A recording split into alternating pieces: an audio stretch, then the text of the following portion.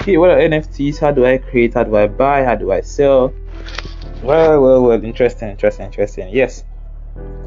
So this one has garnered a lot of interest in recent times, right? A lot of, even in the Google search, at some point, NFTs overtook DeFi. DeFi has been something else in terms of search, and NFTs overtook that. So you can imagine. I know, not even just imagine. All right. So the NFTs will actually be broken down in proper detail in our crypto business course. Okay, it has course for business owners that want to use cryptocurrencies. We'll break it down. But here, let's give you a summary. Basic things you can do with NFTs: you can mint them, that is to create them. You can sell, and you can buy them as a third or as a secondary party in a secondary market. Right? So the person that is minting it or creating it is, we'll call it the primary market, and where he's selling it openly to bidders is the secondary market. Just the way financial assets work normally. If you don't know how financial markets work in this case, you should have actually gotten Swoosh. Swoosh will teach you all of those things. Okay. NFTs mean non-fungible tokens, and they are created usually on the Ethereum blockchain, which is where they majorly are currently. They are created with ERC 721 and 1155. I hope I did not mix that up. That's the protocol that they use to create them, and we talked about these protocols in part A of this course. At the same time, it's similarly on Binance Smart Chain. It also makes use of BEP721 and BEP1155.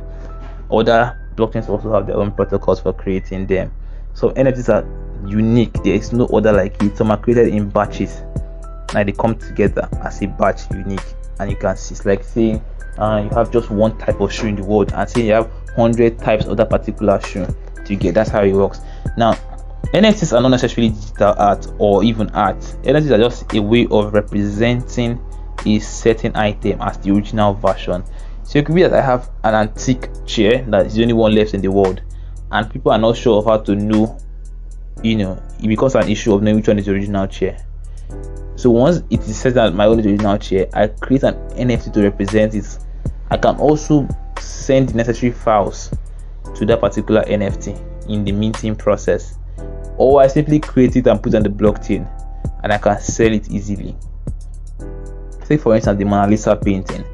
Let's say every 20 years, mix-up comes about to know which one is the original Mona Lisa. I know in the next 20 years we'll have another mix-up again. What do we do right now? We get the original one now. It is known to be original. We then have a way of identifying it. Maybe we put something on it to identify it.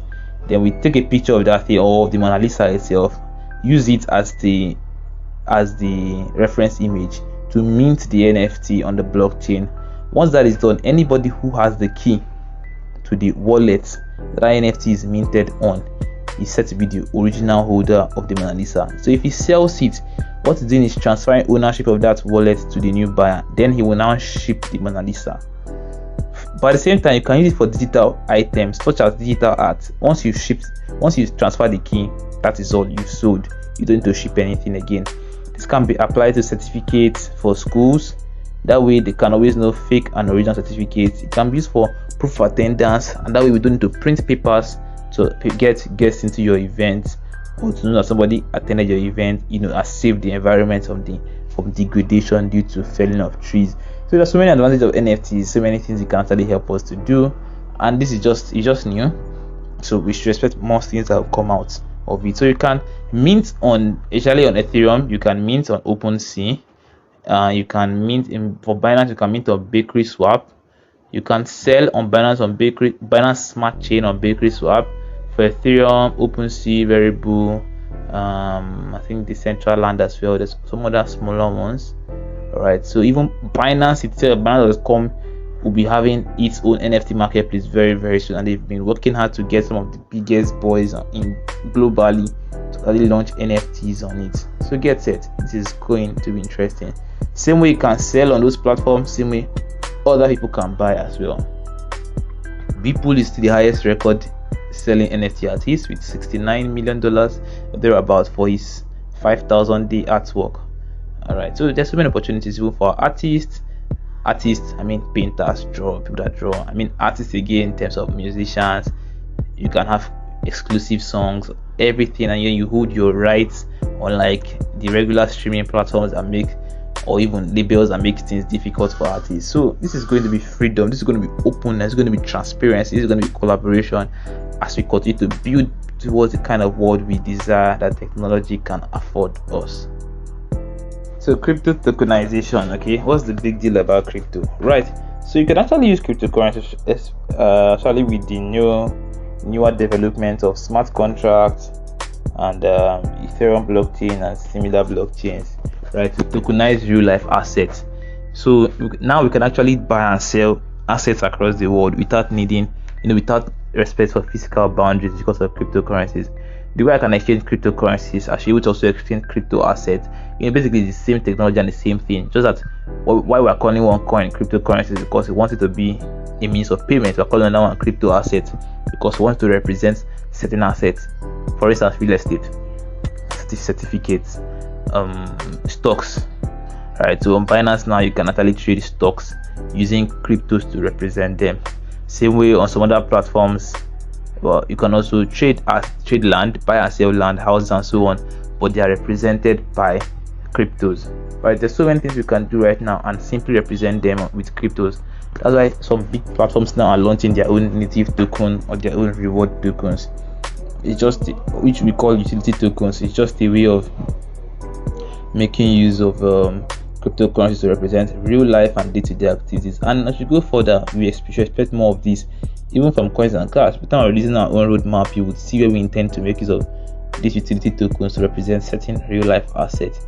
And we believe it's something that's going to come out very handy for Africa, actually, and emerging economy generally, that will be facing issues with regulations, issues with corruption in public sector, issues with interoperability of different sectors and different neighboring countries. Crypto will be one common mechanism that will make things easier and faster. Also an opportunity for alternative assets. Now they're looking for foreigners to invest in some of our local assets, but we do not to struggle to get naira or have to be in Nigeria physically, but a crypto representation by a community would be easier for them to use. So there are many opportunities for it, even in health, right? So beyond crypto, even the blockchain technology itself, like we explained in part A, can actually be used to hold data, share data, and make things easier for collaboration and further development. So yeah, there are many more interesting things to do here. We'll be sharing some of these things in more detail in the crypto business course for entrepreneurs who intend to use crypto one way or the other to build their businesses.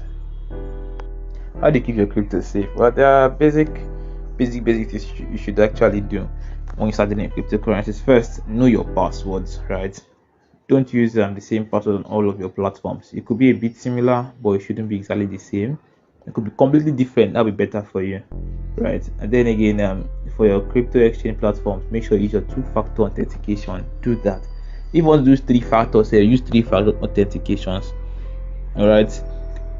Minimize the number of times you actually have to open your applications. If you are not a day trader, minimize it. If possible, have separate devices for your finance stuff, including your crypto. Don't give your phone out anyhow anymore. Same with your laptop if you trade with these things. Alright, be super careful about all of these things. And I said trust no one. Yeah, but crypto is about being a trustless system, but you have to be very, very, very careful. There's no revoking, there's no sending back. If he's gone, he's gone. So you must be careful. For those that are using cold wallets, keep your seed phrases very, very well.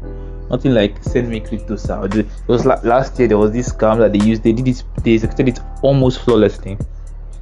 I don't know how they did that, whether they got into Elon Musk account or they actually photoshopped his account, and then they're taking people to taking a certain scammy website, and they said if they give them giveaway, they should send 0.5 ETH and they'll get 2 ETH, and of course really people jumped on it without doing proper. I know those guys really tried, but wow, I saw it, looked at it, I had to do research for more than a day before I discovered that finance saw what made them to be a scam.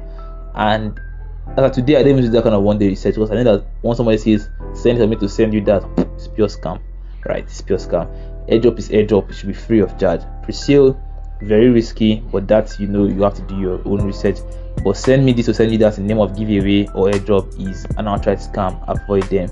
Also know who you are following, know the Telegram channels you are in, Do not share your seed phrase with anybody. No customer support for any kind of wallet or any kind of exchange will ask you for your seed phrase, so do not share that. Be very careful, be very careful, be very careful. Also, you can have multiple wallets for different things you want to try out if you're not sure of them yet, so that they do not rug pull you or steal your money one way or the other. All right.